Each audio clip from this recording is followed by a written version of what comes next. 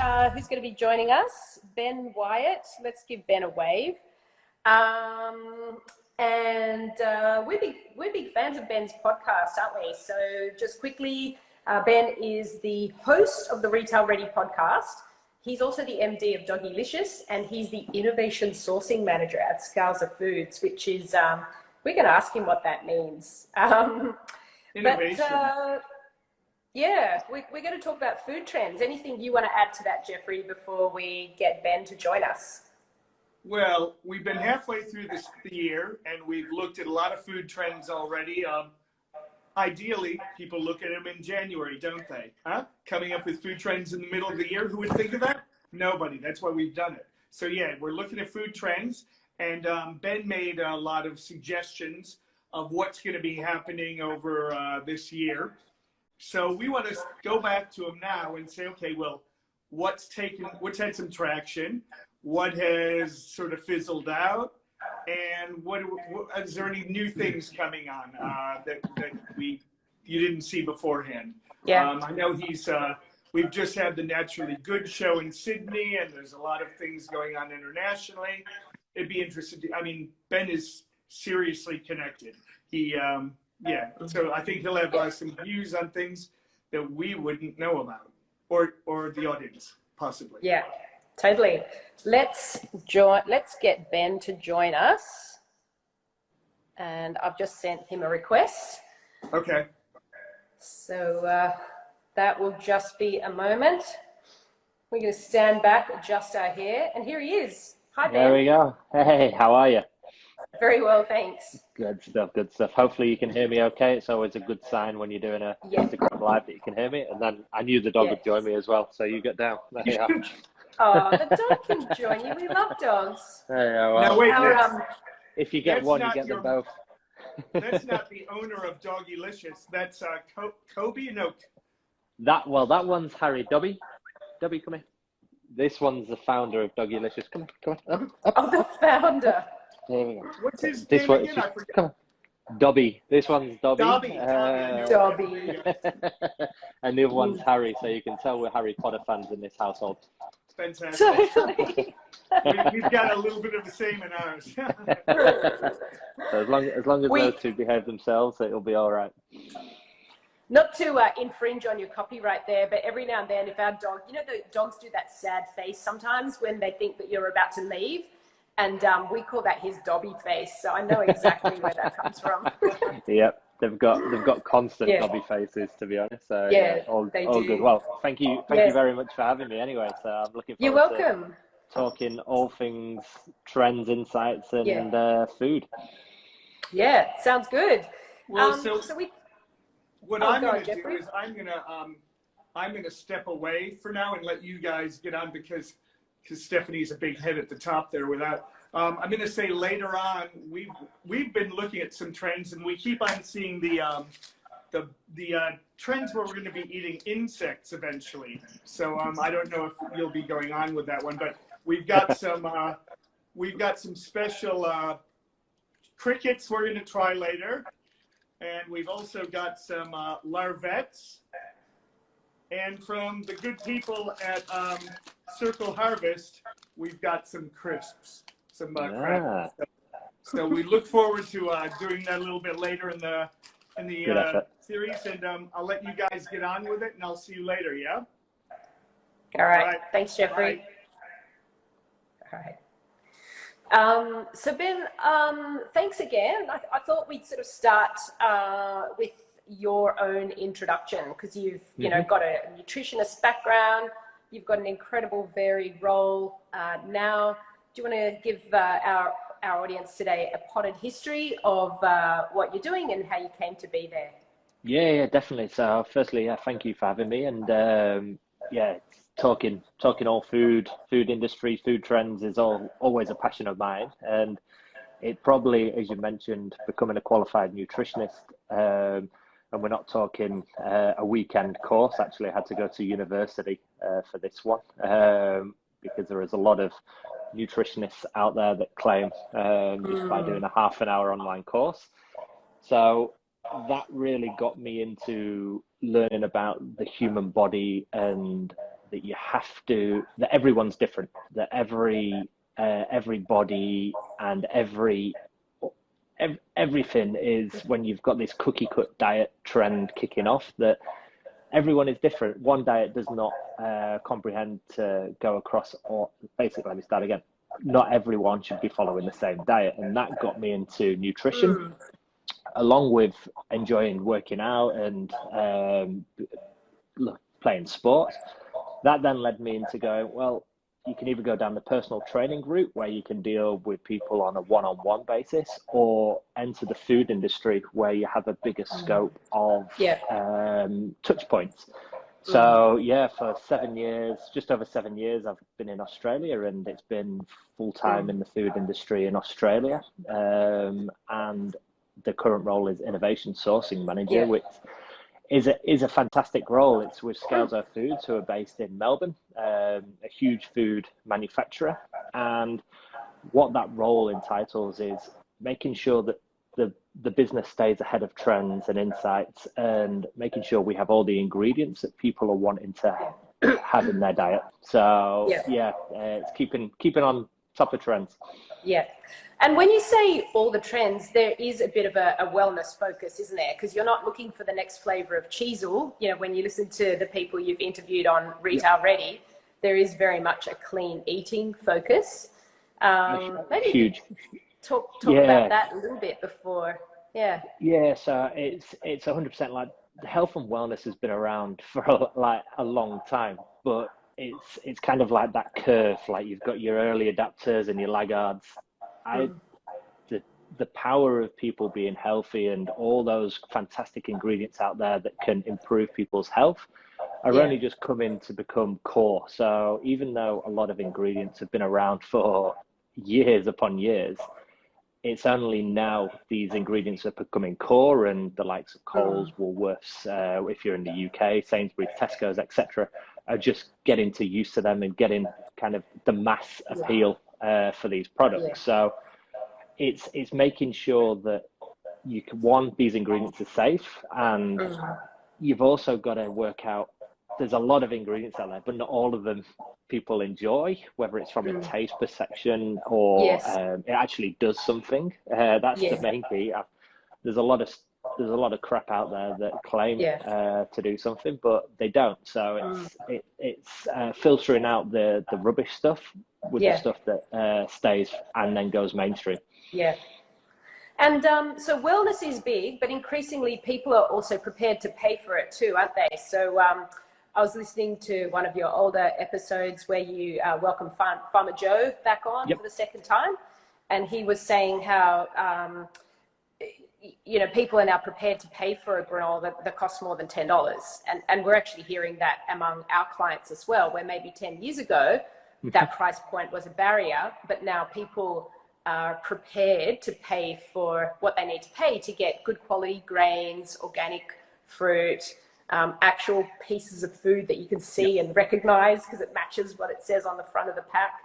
So that would probably be a big change. It's growing, and it's still early. And you talk to the people like Farmer Joe. Farmer Joe doesn't have the largest market share in the cereal aisle, but he has a section. Yeah, he does. A couple of years ago, he didn't have a section. So 100% truth in that he is building and people are wanting it. However, and it goes back to kind of the cycle of life, cycle of product.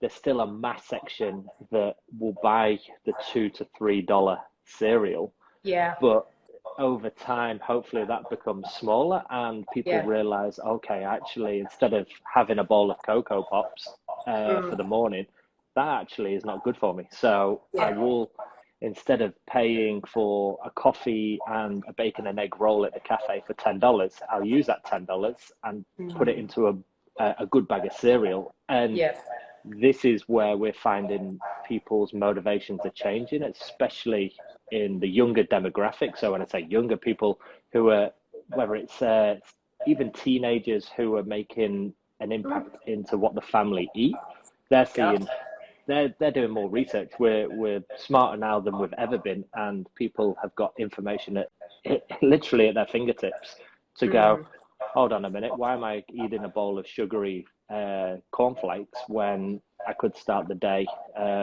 with something a little bit wholesome? So there is a change. And which also tastes great. Yeah. Correct. And it all goes down to taste. Whatever anyone says, if you don't have taste, you'll go nowhere. Everyone always thinks, oh, it's got 50 super greens in there. If it tastes like pond water, no one's going to come back. So true. That's where you see a lot of brands coming and going because they focus on the health too much than the indulgence as well. Yeah, very true. So let's have a look at some of those areas in closer detail. So at the start of this year, you had sort of a trends forecast edition in that you kind of mentioned a couple of trends that kind of fizzled more quickly than people thought, like keto, I think was one of them. But you also mentioned a couple that have really gone from strength to strength. So looking back at the past 6 months, which of those trends do you think have grown, exponentially stronger? There's one that just is like a shining star, and that's probably the non-alcoholic beverage space. I remember doing a LinkedIn post, I think probably 2 or 3 years ago, and saying what I'm seeing is people becoming more aware, people wanting less hangovers, but still the social aspect. And the comments, because it triggered, and it was fantastic to see that status triggered something in the industry, and a lot of people went, yep, 100% for it. But then there was a lot of people that were like going, nah, I can never see this trend kicking off. And look, that where we are now. That one's taken me by surprise a lot, I have to say. And the quality is also surprising of some of these products. Yeah, I think there's, on the spirit front, and more so on the non-alcoholic beer front, is leading the way. I still feel there's a huge gap in the market in the non-alcoholic wine. I think a lot of them still taste like syrup or cordial, and no one wants that. People enjoy the taste of wine, and I don't think anyone has nailed that. But definitely the beers, I think it would take someone special to a hardcore drinker to go, that wasn't alcoholic beer. True. So that's definitely a shining star. There's keto, as you mentioned, like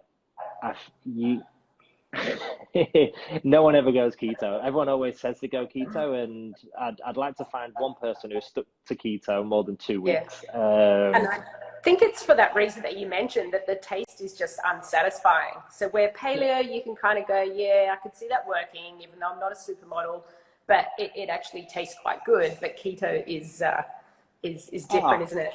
I think if people were realistic with themselves, and you do keto and it works, and again, you've got the 1% of the population where keto is their perfect diet because it fits for their body type, their enzymes, their health, overall health, etc. It works a treat, and the media and people like to connect with that 1%. For the 99%, it's Friday afternoon, someone's having a birthday party tonight, and you're now following a keto diet. Do you take your own Tupperware of almonds and keto cookies? So you come to a social event, you're no longer keto because no one's got an option for you. No one wants an option because no one wants to eat half an avocado on a birthday party, do they? So that has fizzled out. There's a growing trend in nootropics, which I think was an interesting one. Yeah, and when I say a growing trend, it's still so early. This is the nootropics are just kind of a buzzword at the moment, and people have nootropics every day. Caffeine is a nootropic. All we're suggesting is in this trend is people are becoming more aware of certain ingredients that could assist them, whether it's 1% better in the day. Caffeine, as everyone thinks, you have a coffee, you perform better. And adaptogens, kind of like the cousin or the twin to nootropics, that just kind of make your life a little bit better, whether it's a clearer head, whether it's more energy, whether it's a calming effect or reducing stress after a long day. These are the ingredients that we're seeing pop up, but when I say pop up, it's still in a very small sector of the market, but I will grow. Yeah. Would you agree there's a lot of education required for those? Because, you know, so many things that have come and gone, people have kind of embraced them too wholeheartedly. Like, I don't know if you're obviously younger than we are, but I don't know if you remember vitamin C back in the 80s and 90s, and people were just popping them all day like candy, thinking, right, just if I pop a bunch of these, I'm going to be fine. And I just wonder if, you know, without good quality materials and resources and education, that nootropics are going to be in this same boat too, where people are just going to go nuts and kind of think that's this ticket to salvation. So what are your thoughts on how these products should kind of continue to, I don't know, progress cautiously or educate the public? No, I completely agree. And I think that it's a buzzword at the moment. And there's, in the nootropic space, there could be over 100 different nootropics, and there's only a handful that is actually allowed in food products, because some of them are quite powerful. Yeah, correct. Like you literally, you could claim anything's a nootropic, but if you want to put it in a food product, it needs to go through regulations. There needs to be dosage requirements, and something we're doing with Scouser is making sure that we're getting the right ingredients and actually taking the science and taking the evidence and going, this is safe for this product at this dose. But like with all things, people get excited, and you can put anything on the internet and sell it as a nootropic. It just doesn't mean that it will be safe. So 100% is an education piece. Otherwise, it'll turn into the pre-workout market in sports, the sports supplement industry, where it had to then be dialed down, or people basically get sued because it's like a legalized form of speed, to be honest. Tricky area, isn't it? And what about any of those topics that you raised back in January that you sort of feel haven't been sort of taken up by the public as much as maybe, you know, we thought they might be? Probably the only place would be the probiotic space. Everyone was all excited by better gut health last year, which it's still there. Probably more on the fiber aspect, again, because it's that education piece. People understand, okay, if I have my oats, I've got prebiotics, as in the fiber. But probiotics, I think people aren't willing to go that extra step just yet. But again, I still feel it's so early in the scheme of things that probiotics will just take a little bit longer because of that education piece. Because it is, I don't even think anyone knows the true benefits of probiotics. We only know a very small % of what it can do. So that's just going to be a building trend. Emerging opportunity to anyone out there who's thinking of exploring these ideas for their business. But we're curious to know, you know, what are some other sort of emerging trends? So you mentioned a couple. You mentioned sort of the ongoing concern with calorie count. You talked about the ongoing rise of home delivery foods. And I think as a kind of a cousin of that might be sort of ready to serve foods. And certainly, you know, among our client base, we're seeing a lot of those foods that you take them out of the jar or whatever, serve them with a couple of things, and there's like a beautiful warm salad for a quick midweek meal. So you sort of hinted at a couple of those things. Is there anything that you kind of, you know, looking towards 2022 that might be an emerging theme? Probably the meal delivery service is only going to get stronger and stronger. Again, it's still very early days in what they can do because of the supply chains and the whole behind the scenes aspect of what's involved. Where I see that progressing is probably more personalized. So whether that's more personalized diets, because at the moment you've only got several options. You probably can have we do Hello Fresh, and you can either have a plant-based meal subscription or a meat-based, and you're very limited to what else you can do. So if you are following the keto diet, then it might be a keto box. It might be a based with extra, I don't know, fiber, or if you've got a heart condition that needs reduced fat, then there's so many different personalized aspects that these meal delivery services can go. Yeah. And then when you talk to supermarkets, whatever makes a consumer's life easier because of time restraints, then that is going to increase as well. But I think the personalized kind of trend is just going to go from strength to strength. How that looks, I don't know.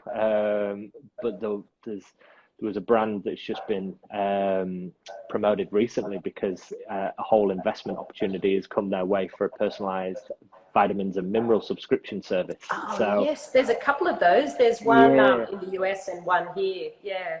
So instead of you taking a generic multivitamin, that will then become suited to you. So someone in a factory somewhere will go, okay, we need B12, vitamin C, vitamin D, let's combine this because of a blood test that you did 2 weeks ago and realized, okay, I'm low in this. And over time, your multivitamin will change to suit your requirements, not a generic one that you buy in Chemist Warehouse that fits everyone's kind of net. So so just to kind of go sideways on that for a bit, I see another emerging trend, which is sustainable packaging to deliver all this stuff. So are we going to be throwing it out every time we order? If we're going to throw it out, is it going to be compostable? If we don't throw it out, is it reusable in any way? Oh, I wonder if that's another opportunity as well. That's going nowhere. It really is, isn't it? Yeah, as a business, we're so close to that because we use a lot of packaging, whether that's cereal boxes, whether that's dried fruit and nut in a bag. The biggest implication with sustainable packaging is actually the actual packaging itself. So the barrier. If a consumer wants long shelf life, then it's the properties of that packaging will play into that. But also from a bigger level, that this is where the government needs to step in to actually go, what facilities are in place to turn those packaging back into the whole cycle again, because there's Red Cycle that Coles and Woolworths are assigned to. Other than that, there's very little that can be curbside recycled. So it's come to because I think this trend has just kicked off within the last 2 years. So I believe that the push is from the consumer, not the other way around. We've seen it with single-use plastic bags. Like they're now off the shelf and no one bats an eyelid at paying 10 cents for a bag. So it is a top level kind of thing. And technology, like there's so many smart people out there trying to create something, but it takes time to create. So that is definitely big emerging priority, isn't it? Yeah, definitely. Someone's going to get rich, and there's going to be a lot of opportunities for different packaging that would. We would look back in 5 years' time and go, oh my God, I can't believe we used to use that material for packaging and etc. So interesting space. It's a double-edged sword, isn't it? Because the packaging needs to be, waterproof and often lightproof or heatproof or anything. So it's going to be made out of something sealed, something that doesn't break down, and then the minute it leaves the consumer's fridge or their table, it's got to then disintegrate. So I agree, it's a big challenge for some science group out there. Yeah, correct. And there are a lot smarter people than I am. So I think that'll be really interesting to see what the actual end product is. Fascinating. And what do you think of some other trends? So we'll get onto the insect meal in a sec, but low sugar and health. You made a very witty reference to Subway in your podcast that time. And Subway was in the news, I think, earlier this month because apparently their tuna sandwiches do not contain any tuna, so they were lab analyzed. Which is a conundrum, isn't it? It's not looking good, correct. Because if you were a vegan, you'd go, great, that tuna sandwich is not really tuna. But for people expecting to have a tuna sandwich, that is a conundrum. And then on the low sugar front, you had Cristiano Ronaldo rejecting Coca-Cola, you know, live in front of millions of viewers last week and calling for agua. I find like going to the Ronaldo.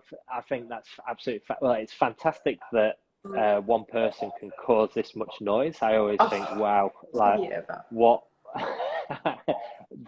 what a role model for making things change. However, the amount of attention, like I always understand Coca-Cola's share price dropped by 5 billion that day. However, in a couple of weeks' time, that 5 billion will be back up. But the amount of publicity that Coca-Cola have now got from the back of that, they must be laughing, because people always say that I'll go for water instead of Coke. But then you look at the shops and you look at people's baskets, they will always have, depending on the person, they'll always have Coke in their baskets. The other irony is that a lot of water brands, if you look at the label on the back, they're actually owned by Coca-Cola. Owned by Coke. Yeah. So the smart people, they're not going to go anyway. It's fantastic. Going to the what was the other before Ronaldo? Sorry. We were talking about Subway and the tuna sandwiches that don't have tuna. Yeah, Subway. It was funny because I was actually in a shopping centre this morning meeting a customer, and we walked past Subway, and I just look at it and go, I don't know if it's me, and no one's ever gone, oh, I agree with you, but I'll stick by that statement saying I don't believe Subway, especially in Australia, like yes, they'll be in America, but their growth, I do not believe there's any growth for Subway, and in a couple of years, Subway will not be anywhere in Australia, because unless there's they more embrace options. Do you see them embracing some of these emerging, I won't even say trends, I'm going to say demands from consumers? No, because their biggest innovation is probably a Subway cookie. That's the only thing that they've stepped over since. I remember having a Subway pop up in Manchester 15 years ago or 10 years ago, even longer. And every student or teenager used to go and get a Subway. But I don't see, because now you've got sushi, you've got rolls, you've got Vietnamese, you've got Japanese, all these different cuisines that weren't around because there was no franchises that had all these kind of options. They're now popping into place, and they're healthier, and people are now going, well, why do I want a sandwich that's full of sugar that has been sitting in a sweatbox cafeteria style place for 8 hours? And I think times have changed, and they've not changed with it. Yeah. All they've changed is adding a cookie to their NPD that people go, oh, Subway cookies are fantastic. Yes, they are. But would you leave your house to go and just get a Subway cookie? Whereas McDonald's have changed. They have kept as much as people go, oh, they're not healthy, but they've changed. People never want health 100%, so there's always that taste factor. McDonald's tastes good. They've done the McCafe, so they've now incorporated, all right, how do we get people to drink coffee at McDonald's? And they've gone from strength to strength. Subway, I just don't see have gone anywhere. And the spaces are so inviting as well now. McDonald's, they've really worked hard at that, whereas, you pointed out that is not the case with Subway. No, they're always in the grotty corners of the food court, and they never look refreshed. Like it literally feels like the top management know that. What do we do? And I've not even seen a sales report, but and these are the things that I do as a full-time job. Look at I could sit in a food court for an hour, and you get a true representation of which foods are popular. And yes, the demographic of each food court changes, but another, and I've mentioned this on the podcast, just by standing on a train at breakfast time, people going into work, you have a clear idea of what people are eating. Are people eating muesli bars? Are they eating breakfast bars? Are they eating out of Tupperware? Is someone got a little portable porridge tub are people drinking coffee, smoothies, NutriBullets. So you see what people are doing, and people forget that just by looking at other people in the vicinity, you understand what's going on in the market. That's a really good tip also for anyone out there who is starting or has started a food brand. Yeah. No, it's and people forget, even say if someone goes to a party tonight, you get a true idea of what the mainstream consumer is, which diet people are following, which then you understand, okay, that trend potentially might kick off. Like 18 months ago, no one knew what keto was. You go to a party and before you know it, next week, Sandra, Janice, Susan, Barbara are all on keto diets because their mate Sally said so. So it's finding things like that. Yeah. Very interesting. I know you don't have tons of time today, Ben, but I'd love you to quickly chat on one last topic that I know is very dear to your heart, which is the emergence of, I guess, gourmet, for want of a better word, pet food. So do you want to tell us a bit about this category and of course, how you're responding to that? Yeah, so I set up my own business over 12 months ago to basically attack this trend, which is the premiumization of dogs in homes. And what I'm sensing, and again, seeing those trends evolve, dogs are becoming part of the family, and people are now wanting their dogs to stay alive a lot longer than what they used to do, where the dogs used to stay outside for 24/7 and they weren't part of the family. And so Doggylicious is something that I created to tap into this humanization of dogs. And Doggylicious is a brand, and we're launching a few new products this weekend, so it's perfect timing. Again, they're all human grade. They're all a bit of fun. Like, we don't take ourselves seriously, hence the brand being owned by dogs. We just want to kind of bring some fun aspects to a human's life and a dog's life. We understand that the main source of nutrition has to be balanced, so we're never going to take that away. But what we want to do is just bring a bit of fun to the treat space, but also bring some good quality products to the market instead of overseas kind of supposedly meat-based treats that are not meat-based.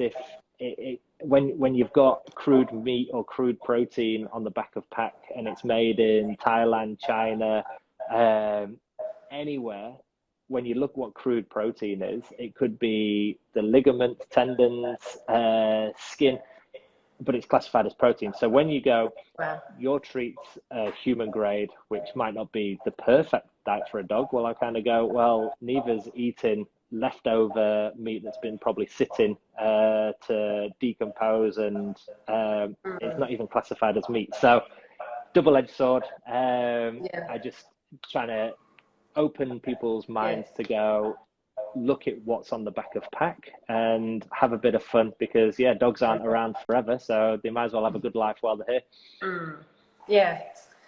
But that's a really interesting point, that dogs are now members of the family, so you really care about what they are eating. Fascinating stuff. Definitely across everything. I've got two now sitting on a sofa. Literally a few years ago they'd be outside in the rain, so things have changed. So true. So Ben, what's Dobby's thoughts on the Germany versus England game? Who's he going for? 100% England. Is he really? Well, we got a bit of competition here. Stephanie's German, so we had a son the other day watching the other game, and he was in tears, crying because of the Hungary game. And then it turned around at the end. Not to go off topic here. No, it's interesting watching a tournament, having a coffee in my hand instead of beers, because of the time difference. So it's a bit different. It's very different. Very true. Jeffrey, I think there's one last topic you want to end on, isn't there? Before we. Well, I think we should let Ben go, and then we can go through the testing the new protein, or the insect protein that is going to someday sweep the nation. I think Ben's going to have a more informed view on this topic than us, though. So actually, before you do go, Ben, can you squeeze in a minute and tell us I've got a few more your minutes. views on insect meal? I've got circular harvest, which we would have heard of circular harvest. And then we've got the crickets. So Stephanie, you want to get your cricket corn chips out? Yeah, they're good. But what do you think of this this space, Ben? I mean, it goes probably against the grain, and I know a lot of brands play a lot of are really keen for it, but people won't even eat pea or rice plant-based proteins at the moment because of the taste. Wow. And you're then going to try and give someone a cockroach roasted product. These are good. They're okay. I think when people say they're good, I think they're not. I'm not sponsorship. I'm looking for sponsorship. So I think there's a long way to come. We for Doggylicious we put insect powder into one of the cookies, and that's because of the sustainability piece. And yeah, when you've got the likes of Mars in their pet care looking at insect protein, I think that's the perfect home instead of some certain proteins which are unsustainable. When it comes to human products, again, it goes to the taste. And I think people just have this perception that it's still an insect. You don't go in your garden and start picking ladybirds off the plants and eating them. No. I know some cultures do. Again, it goes to that 1% that there is food out there. But I think if someone gives someone, whether it's a burger or an insect, they're going to go with the burger. I just think there's a long way to come. For me, the kind of the lab grown meat is a more, I think, would outweigh the insect movement 100%. That's one where I kind of draw the line myself. I got to say, I'd take a block of tofu any day over a piece of lab grown meat. But we might have to revisit that one another time. yeah. Now I look forward. If you ever want me back, let me know. But Definitely. I have not noticed you eating any of your chips. Oh, you want me to eat a chip? All right. Well, we're supposed These to eat. are fine. I'm moving on to my this cricket. one. You're not going to get me to eat that. But these I've had these before. These are fine. So these are little crickets in a pack. Yeah. These are bacon and cheese flavored crickets. Yeah. I'm skeptical, and I think the only people that are shouting that insect proteins will be the next biggest trend of the people that sell insect protein. So I'll pass on that one. Thank you. All right. Well, look, thanks absolute so pleasure. Thanks so much for joining us today, Ben. And we'll be in touch with you afterwards. You'll be able to see the video again and share it with anyone you know in case they missed it. But all the best to you. Have a great day. Weekend. Yes. Thank you very much. Good luck with all your ventures. You're a busy guy. Cheers. I enjoy it, so it helps. So thank you very much. All right. Talk to you soon. Take care. Bye-bye. All right. Bye-bye. Oh, we were going to share some key takeaways from that. Have you got any key takeaways you'd like to share, or do you want me to jump in? Well, you haven't had your larvettes yet, or your I'm not going to eat them, to be quite honest. That is grotesque. I mean, it is funny because actually many years ago in Japan, I had scorpion fried rice, and I was like, ooh, this is going to be exciting. I feel really adventurous. So it arrived. It was this beautifully plated up piece of fried rice, and it had one little dried scorpion on the top, which honestly, it could have been prawn shell. It could have been. It had no flavor. It was literally just there to be a stunt. But that doesn't mean I'm going to open this packet with these lurid illustrations. I mean, this looks like it's practically going to come crawling off the box. They're not even illustrations. They're photos. Look at. I know. It reminds me of that scene in Indiana Jones and the Temple of Doom where Indy looks down and like there's a bunch of cockroaches crawling all around his feet. That's what this reminds me of. I got to say that is not sexy packaging. I wouldn't go there. But thinking back to what Ben was saying, I couldn't agree more that the alcohol-free space has gone from strength to strength. We didn't talk about meat-free, but that's another massive one that's kind of really taken off this year. Home delivery. Yeah, like I said, with all the different types of well, not quite lab meat yet, but all the meats that are meant to taste like chicken and stuff. I don't. I'm not a fan of that myself. I love tofus and stuff, but yeah, I think that's beans. the way forward. It's the way forward. Yeah, it does seem to. Sorry, Does seem to. meat industry of Australia, but Yeah. We also talked about nootropics. I have to say that's a really new one for me. That kind of rhymed. But we saw a lot of that at the Naturally Good Expo a couple of weeks back. In fact, I was quite surprised at I felt that almost half the stallholders were kind of in that category of foods that somehow enhance mood, enhance calm, enhance, concentration, all these different things. There were so many. There were hemp-based products. There were, ginseng. There was, caffeine. I don't think there are any caffeinated products, but yeah, some really interesting things in that category. Yeah, I'm with you. I bet you there's a lot of hocus pocus in the industry, but I bet you there's a lot of things that are very valid. So that's great. Yeah. Cool. All right. So for anyone who didn't catch the front of that talk, we'll be sharing it again on Instagram later. We've started posting these on YouTube, so you can catch them there. We'll share some excerpts on LinkedIn as well. Plus, if you subscribe to our newsletter, we're going to start sharing the best sort of takeaways in a monthly newsletter. But otherwise, have an awesome weekend, everyone, and we'll see you again next time. Bye. Bye.